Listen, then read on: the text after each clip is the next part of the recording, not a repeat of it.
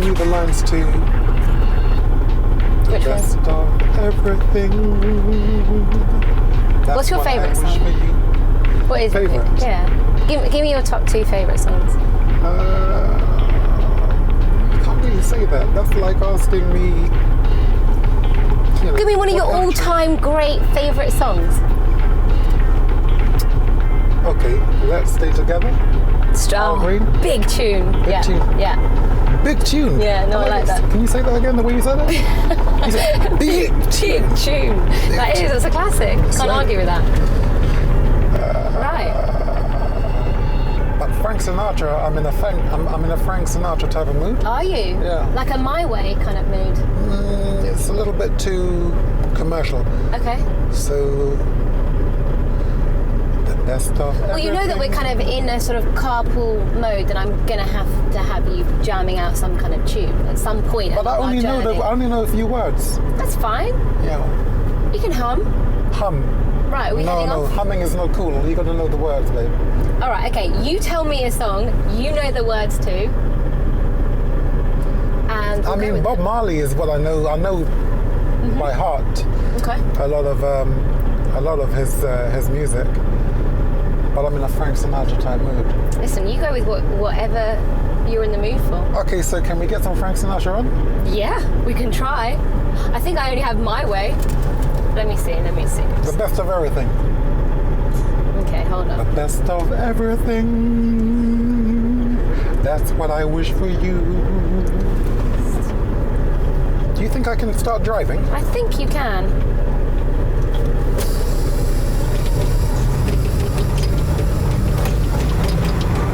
I mean, Chris, you could have picked me up in a little bit more of an impressive vehicle than this. You know what? I mean, this is a little low key for my liking. You know what they say?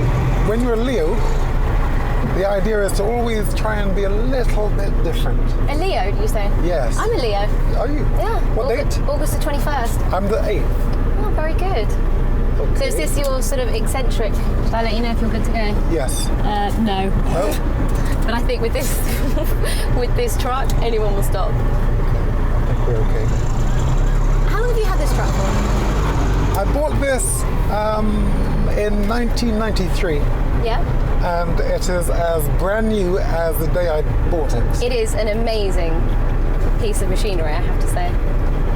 You know, if a man can find anything to love as much as I love this truck, Yeah. he's a happy person for life. Do you go on proper road trips with it? Absolutely. I've been to Rimini, Austria, Nuremberg. Oh wow. I've So you've been travelled to far. Paris. Have you always had a love for sort of cars and trucks and? Well, when I was a kid, you had the other kids who played with like Capris or Ferraris. Yeah. I always liked the Tonka toy trucks, Yeah. but I couldn't afford them, and so I guess I had to wait until I made world champion. That's a joke, but it's true because as soon as I did, and I It's saw an this, amazing reward. isn't it? A lot of fun. So we're here in Brighton. Yes. Amazing, beautiful day. But you weren't actually born here in Brighton, were I was you? born in Dulwich in London. It's about 5 minutes walk from Peckham. Okay. I always say that because when you say Dulwich, people think you're gentrified. Yeah. And in fact, I'm very street. Very, very street. So street, in fact, that I became gentrified. I hear you. And how long? So you're in London, born in London, Yes. and then you stayed there until you came to Brighton, or did you move around a bit? Well, I was a real tearaway. In actual fact, I'm actually a reformed character. Okay. In that I've made continuous mistakes. So, Such as?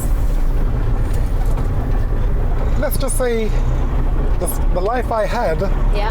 made me tough enough to deal with the boxing world that I live in. So the most important thing about the street to know, the most important thing above all, and no one will actually think this, the most important thing is that you can never be a grass. Never be a grass. You can never be a grass. You can never tell Yeah. on anybody else. That's the ultimate code of the street. Now, from that, if you can do that, you have an idea of honor. Once you have honor, then you can start moving up in the world. You can start applying that honorable behavior to your trade. And I did that to boxing and was able to come out on top. And what made you, who or what first got you into your trade, essentially? Well, my brothers were boxers and I wanted their respect. Yeah. And to get it, I thought, well, if I can do it better than them. Mm-hmm. So you were very competitive as a young kid. Naturally. Yeah. I mean, the street, the way life is, if you're not competitive, you have to go and hide. Yeah. Especially in, the streets, East London. You've got to be tough. Yeah. Tough to survive, I guess, right? Indeed. And if you're not tough, again, you just, you get swallowed up. And so, look at this, the roadblock. What, in Brighton? Well, I suppose it happens, but I don't know how I'm going to actually do this now. But it'll be fun. Little detour. We've had a lot of detours today, so. Yeah. Okay, so let's see. I mean, you could just ramrod the road closure. Yeah, no, we'll keep it legal. How does one U-turn in this bad boy? Just a little bit of patience. It's quite a fine art to driving something like this, isn't there? Yeah. One needs to be always calm. Would you say that is a big attribute to your personality? Calmness? Yeah. Always? Always. As we're about to take down a fence. There is a story.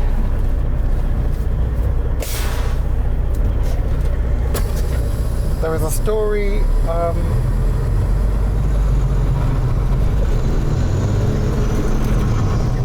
If people could see what was going on now where we were, it'd be amazing. I can't really set the scene, but we're in the middle of like an industrial estate, but it's amazing. Carry on. Tell me about your calm story. We're out of it. Rudyard Kipling, yeah. He says in his very famous philosophy for being correct in the world, he says, if you can keep your head when all about you are losing theirs and blaming it on you. If you can trust yourself when all men doubt you but make allowance for their doubting too. If you can wait and not be tired of waiting or being lied about, don't deal in lies. Or being hated, don't give way to hating. And yet, don't look too good nor talk too wise. I'm not going to say any more because if I do, we'll run out of time. That's very good. But okay, so going on, elaborating on that, I've been told you are a big fan, or one of your major passions is poetry. Poetry? Is that right? Well, let's see. Would you like to hear something short, quick, and funny? Yes. It goes like this. Shall I keep on driving, or should I stop? No, listen, I'd like you to focus on your poetry. So let's hear it. We can stop. There's a story. We've got a nice view here. There is a story about 4 people named everybody, somebody, anybody, and nobody. You see, there was a very important job to be done, and everybody was asked to do it. Now, everybody was sure somebody would do it. Anybody could have done it, but nobody did it. Now, somebody got angry because it was everybody's job. You see, everybody thought somebody would do it, but nobody realized that everybody wouldn't do it. So it ended up that everybody blamed somebody when nobody did what anybody could have done. How's that? That's very good. That's impressive. That's quite a tongue twister. That's for peers. Okay, very good. If you'd like to hear something a little bit more engaging. Go on then. You ready? Mm-hmm. You sure? Yeah, 100%. How much do I love thee? Oh God, here we go. Let me count the ways. I love thee to the depth and breadth and height my soul can reach. How crazy. And feeling out of sight. For the ends of being an ideal grace. I love thee to the level of every day's most quiet need, by sun and candlelight. I love thee freely, as men strive for right. I love thee purely, as they turn from praise. I love thee with a love put to use in my old griefs, and with my childhood's faith. I love thee with a love I seem to lose with my lost saints. I love thee with the breath, smiles, tears of all my life, and if God chose, I shall but love thee better after death. Wow, I I've never felt so loved in my entire life. Thank you. That's made my year. I'm done. We can go now. Okay. Good. Who's that by? That is by Elizabeth. Let's just go with Liz. It's by Liz. I love that. So we've covered poetry. Oh, I need to ask you something. Yes. I've been calling you Chris. Yes. But did you change your name to English? Are you Chris Senior? What do you prefer people to address you as? I like English. Okay, and where's English come from? It came from my father. My Okay. father was called English. And it's because in the Jamaican community, he spoke a few sentences of perfect English, like, good morning, how do you do? Delighted. And that got him that name. And I just think it's just a crazily beautiful name. It is a lovely beautiful name. It is a very strong name. But did you have a strong, close relationship with your father? Of course. Yeah. Very, very strong. So, going into son and father relationships, you've obviously emulated a very close relationship, obviously with all your sons, but the one that is most in the limelight, obviously, is with Junior. Yeah. And it's a funny one because I think it's a lovely relationship what you guys have, and it crosses over obviously into a professional one, but you can also see an unbelievably close bond and personal connection you both have. Mm-hmm. Do you find it hard, firstly, distinguishing between the father, this is my boy and I want the best for my boy, that hat, and then the hat of the sort of professional managing what's best for his career hat? I think the best way to put it, or to simplify it,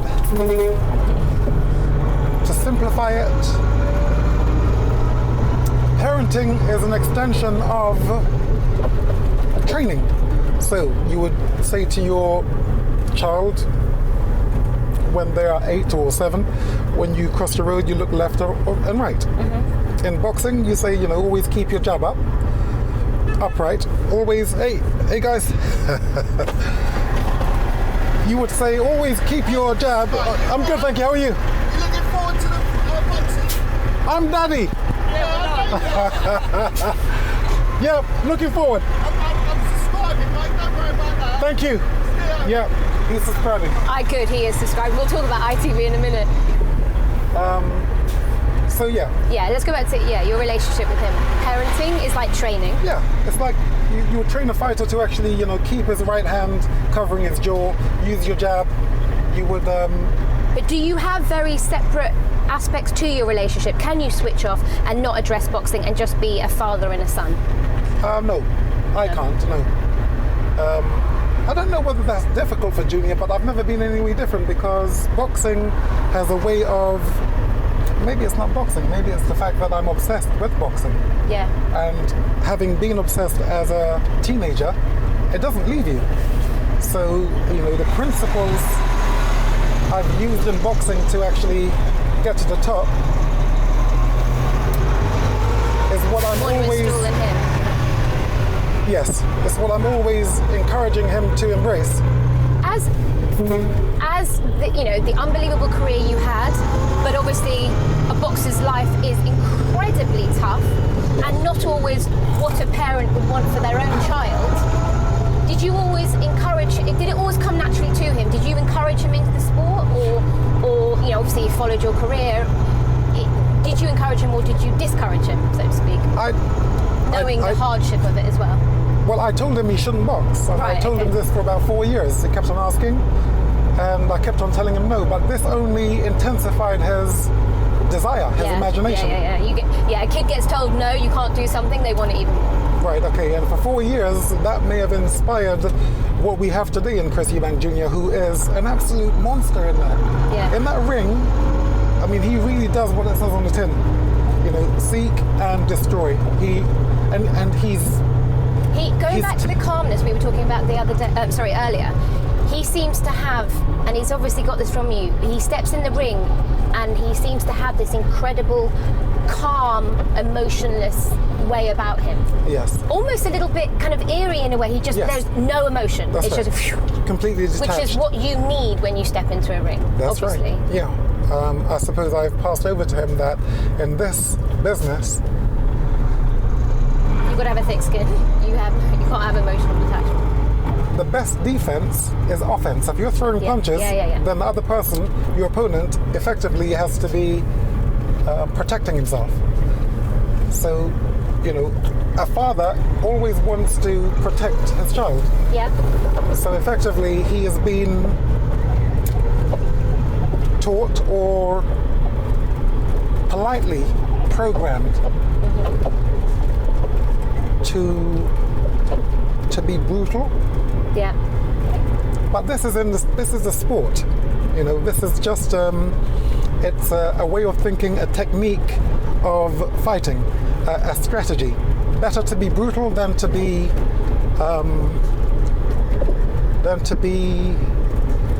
negotiate. Yeah, I hear you. With the jab and box, and it's better to be brutal. And it's the best way in which I could protect him. Yeah, cool. Arm him with as much knowledge and physical side to it and technique, obviously, as possible. Yes. The relationship, bizarrely, whether everyone likes to have an opinion in not just boxing but every sport. I think we're good to go. Yeah. Has also come under criticism and scrutiny because they say,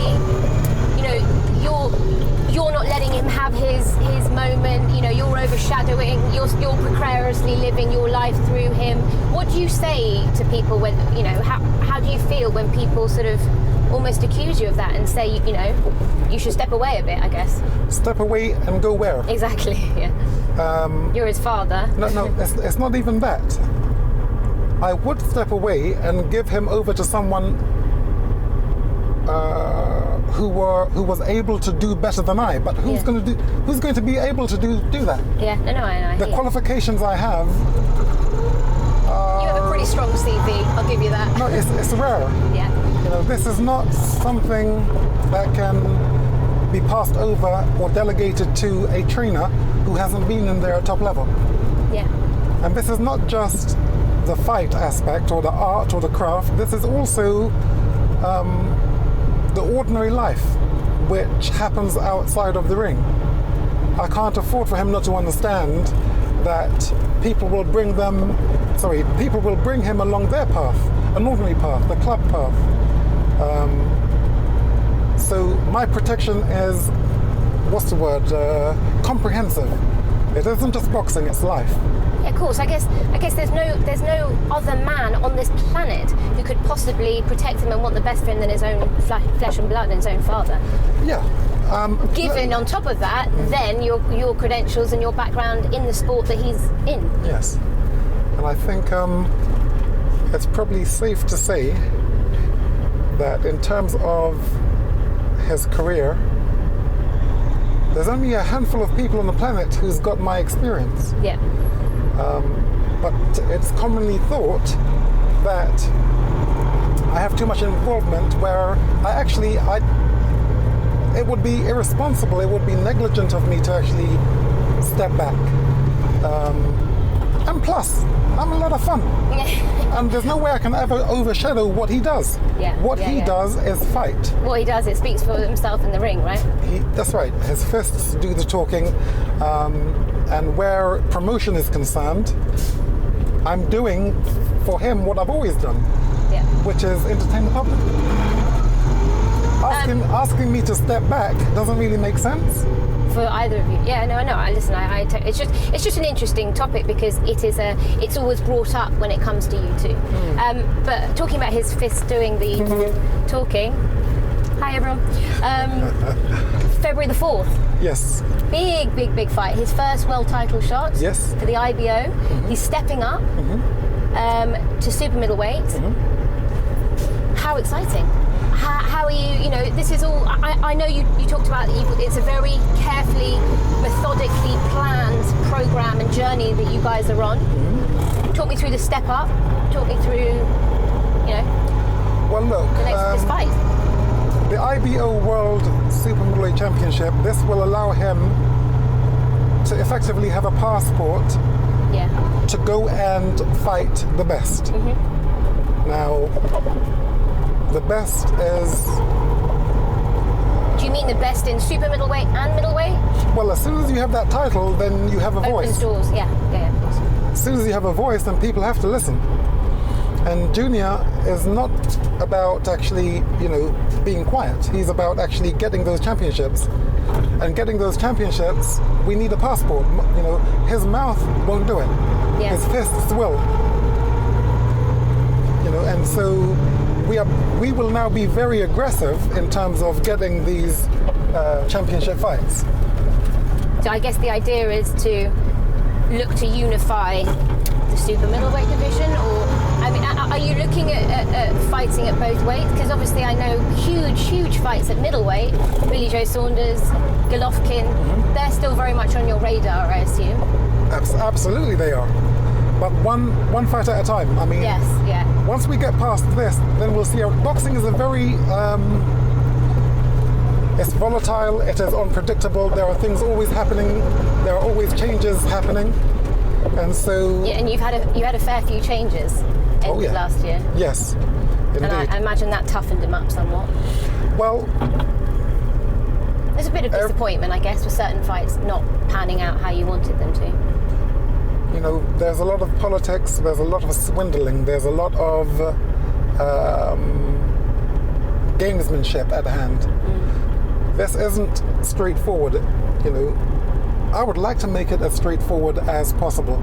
And effectively, I've now been able to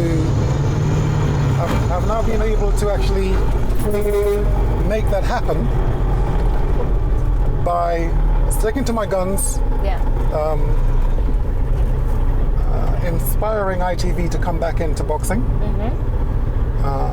Who you worked with for many, many years. That's right. In 1990, January the 16th, I fought a fellow called Denny Cronin in Cardiff on a show called SecondsOut on ITV. And in the audience was a guy called Trevor East, the director of ITV Sport at the time.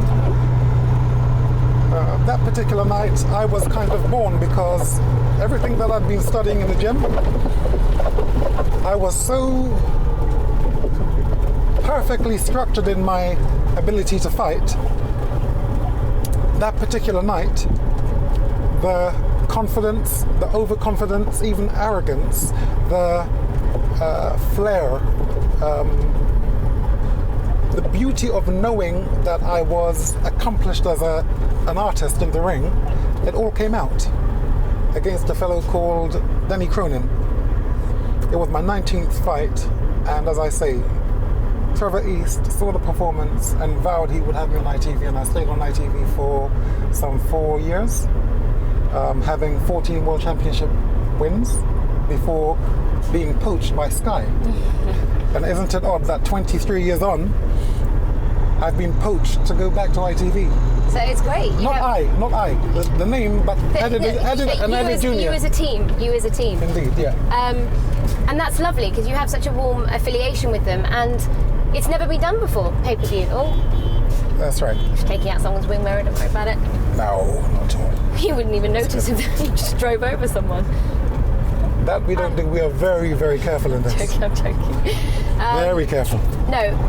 Yeah, so pay-per-view, ITV. What's great about that as well is that obviously ITV goes out to such a wide, it's not just boxing fans you're appealing to, you're going out to such a wide audience to, mothers and housewives and people who don't even, it's a show you're putting on at the end of the day. Effectively, I've always had it in my mind that it's been a show. Yeah. And it's an entertainment show. And that's exactly what we do. So it's not just a fight. There is a lot of theatre. There's a lot of catwalking. There's a lot of poetry. There's a lot of philosophy. There's a lot of humour. And the ITV viewers who remember me Yeah. I think will be inspired and pleased by what they see in the abilities of Chris Eubank Jr. So do you see him staying with them for a while? Junior is frightening. He's brutal. He is precise. He's pretty in his movement and his delivery of the great art and craft of boxing.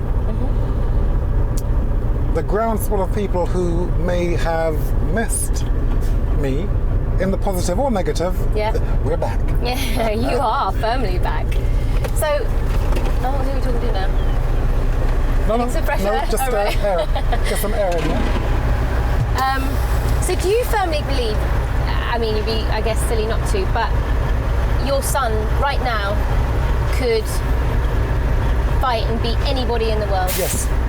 In his, well, I say 2 divisions, really. I believe it's 3 divisions. Okay, I mean, this hasn't been said. Okay. We're not looking, but the opportunity is there. At middleweight, he can still make middleweight. And he will, because Golovkin is there, unless he comes up to super middle. But also the light heavyweights. You have a fellow called Andre Ward, who is supposedly untouchable. I don't believe that he lives with Junior at light heavyweight. Junior's engine is just too... He's got the engine of a Ferrari. No, strike that. A Bugatti. A Bugatti, Okay. yes. I mean, really. I don't believe... I was watching Ward fight Kovalev not too long ago, and you find out the average of a fighter in about the 3rd round. In the 3rd round, he threw something like 35 punches. Junior throws 50 punches in a combination. So his energy is just ridiculous. Just is. Okay, question for you. Yeah. You in your prime, him in his prime, who wins? Okay, now listen to the way this answer is structured. I'm listening. Okay. If he follows my strategy, he wins. Okay. My job is to... And your strategy, elaborate on your specific strategy.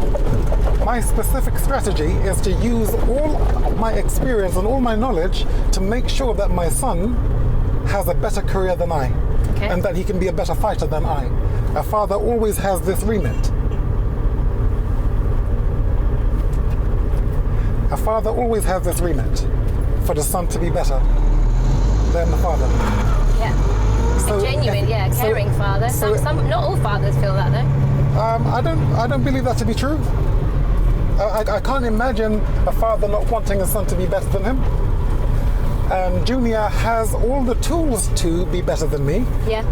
But those tools have to be used in a particular way. And my job is to make sure he uses it in the right way, so he can actually achieve what I believe he's capable of achieving. And mindsets, are you very similar personality-wise?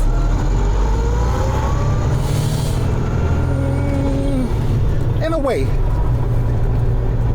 I mean, his focus is remarkable, as was mine. However, when it comes to other sensitive perceptions, that's going to take a little time. That's to do with age and wisdom. As you get older, you pick up particular wisdoms. Yeah. You see, the trick is this. Being young, can you accept, do you have the ability to accept the common sense of your elder? Because if you can accept the common sense at a young age, you can use it with your energy to advance yourself. A lot of youth can't listen to their elders. Yeah. Junior is doing well enough. God, I feel I've had a good life lesson today. Thoroughly enjoyed it. Right, we're going to do something a bit random, and I'm going to do... This isn't just random. I'm going up a street here, which... I know what we are doing is very random, just going up a cobbled street in the middle of Brighton. But I'm going to do something very random. Okay. And do like a quick fire. So all you have to do, I'm going to say 2 things, and you've got to say the first thing that comes to your mind. Okay. Okay? Yeah. And they really are random. Okay, let me just get some air in here. Okay. I know you're getting very excited about this game. Okay. Right, you ready? 1 second. Yes, I'm ready. Okay. Steak or lobster? Ribeye. Okay. Football or rugby? Rugby. Dress up or dress down? Always to the nines, babe. Always to the nines. Beer or champagne? If I was a drinker, probably champagne. Shakespeare or Dickens? Shakespeare. Let me just stop you there. Little of this great world can I speak more than pertains to feats of broil and battle, therefore little will I grace my cause in speaking for myself. That was beautiful, thank you. Othello. Shakespeare himself. Yes, indeed. I was going to say book or poetry, but I think we know that answer.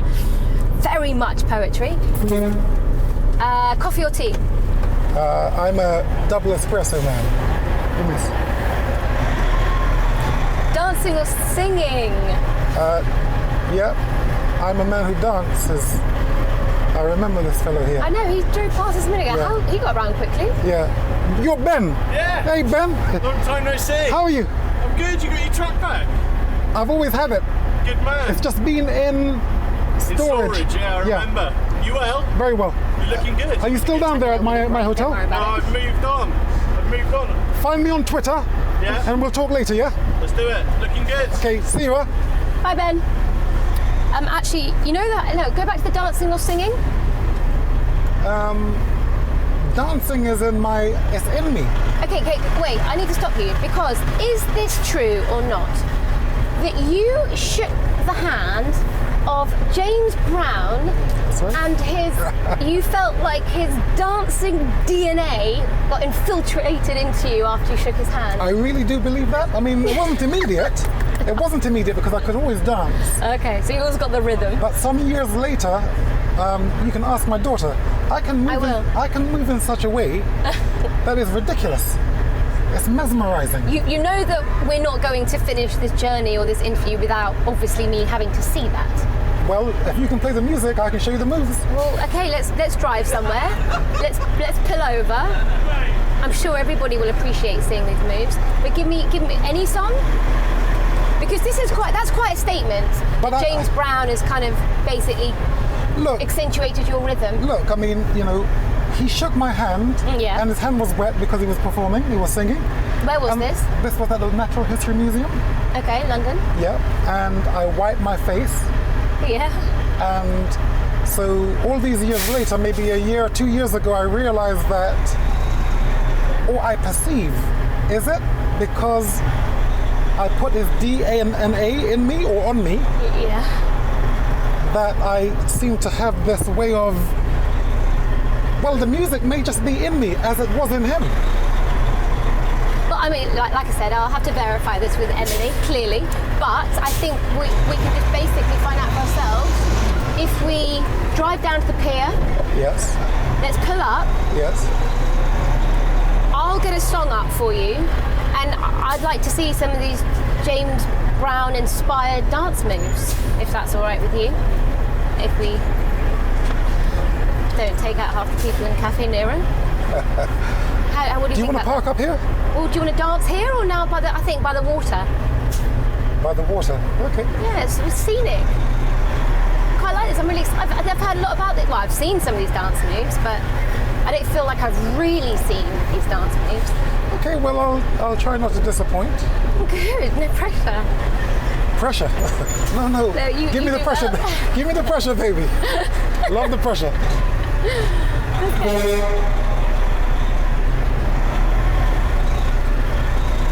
Okay, while we get down to the sea, Yes. I'm going to throw some more at you. Facial hair or clean shaven? Clean shaven. Money or fame?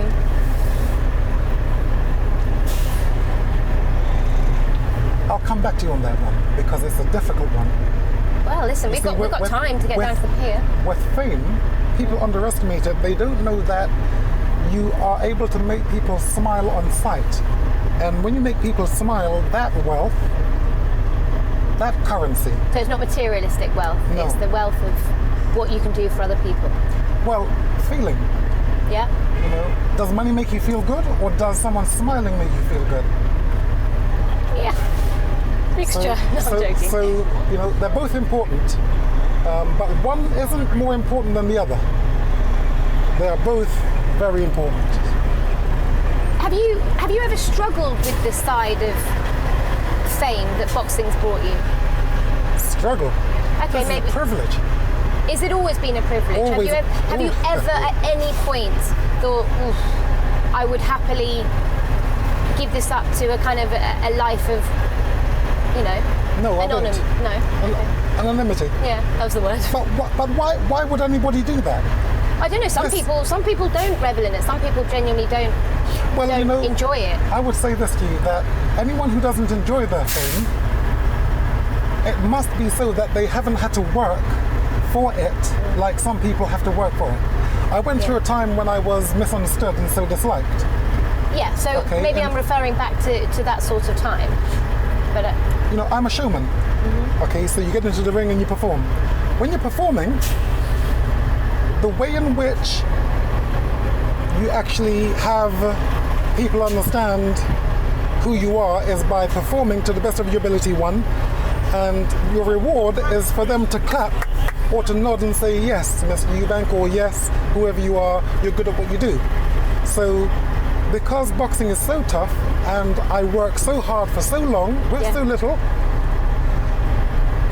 in ultimately winning the hearts of the people, or winning fame, winning this privilege of being able to make people smile on sight because of the way in which you performed, yeah.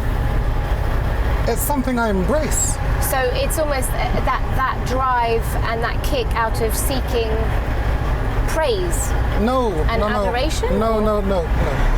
It's not seeking it. Or receiving it. The time to seek it is actually when you're fighting, but you're not fighting to seek fame. You're fighting to honor everything that you've been doing in the gym, all the work, all the hard work you've been doing in the gym. Yeah, okay.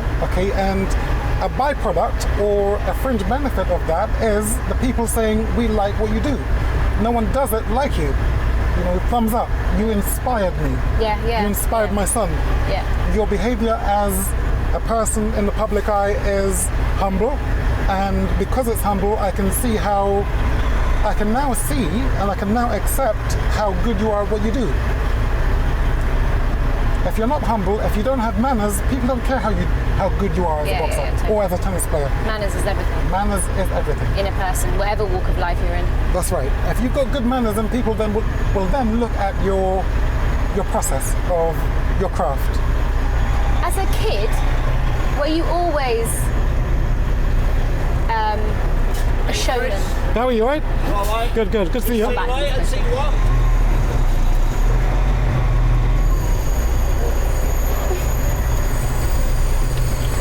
I mean, we are on the narrowest of streets in Brighton ever. It's brilliant. As a child, Yes. were you always a showman as a child? Did you always have the sort of eccentric side to you that you have now? Probably because I always wanted acceptance from, From who? I guess, my brothers. So really, your brothers were your kind of inspiration and your drive to succeed. Yes. If I could have them pleased with me, then effectively, And your father? oh, my father, he loved me like a father should. So he loved you So, regardless. unconditional, yeah. The condition, the condition is what actually gives you the drive to go beyond the call of duty and inspire. So when a father loves you unconditionally, if you fail, or if you don't even try, they love you whatever. That doesn't give you drive, that gives you comfort. Yeah, security. So it gives you security. So my brothers were geared up to do what I needed them to do, which is to actually not respect me. Are they older than you? Yeah. The society, is geared up to always doubt you. Yeah, right. And okay. so that doubt, or when they say, oh, he's deluded, that's drive. Did your brothers doubt you when you were younger as to how far you could succeed as a boxer? Naturally. Yeah. Naturally. And so did the entire nation. Yeah. Or most of the nation, 90% of the nation. But that was the drive that actually allowed me to surpass even my own expectations. Yeah. I had no expectation of what I've been able to achieve. And, you know, today I look back and I think, well, without those people who are bigoted, without those people who do not like to see anyone succeed, without them I could never have achieved what I did. In fact, funny enough, look,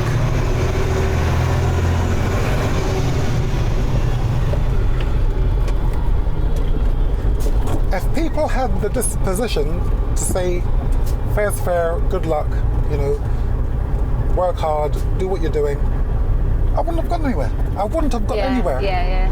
I've gotten everywhere they say because the haters drive you on, don't they? That's right. Yeah. And they drove me to. And that seems to be working with Junior as well. That's right. Yeah. And I'm helping him tremendously. Bring on the haters. That's right. We wouldn't be here without them. Yeah. So we are very grateful. We are very grateful to them. Right, I think we haven't actually got that long left. We've only got a couple of minutes, and I have to see these dance moves before I go. Okay, so. You pull over wherever suits you. Okay. And it's been an absolute pleasure chatting to you. Oh, thank you. I've thoroughly enjoyed it. Thank you. It's been very insightful as well. Well, I guess. You know, I'm told, or maybe I've learned, maybe I shouldn't be so insightful because it sounds crazy. Because people generally just want the easy talk, I guess. Yeah, but that's boring. No one learns anything from it. That's right. Okay, so you're with me. It's okay for me to have been insightful. Yeah, 100%. Fantastic. Perfect spot. You are good to go. Yes. Now we're going to do a little bit more than that. Where are we pulling up here? We're going up on the seafront.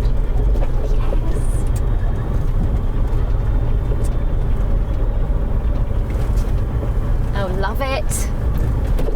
Okay, you need to tell me what tune you want me to pull out. It doesn't matter. Oh, sorry, of course. When James Brown gives you DNA rhythm, any song works, right?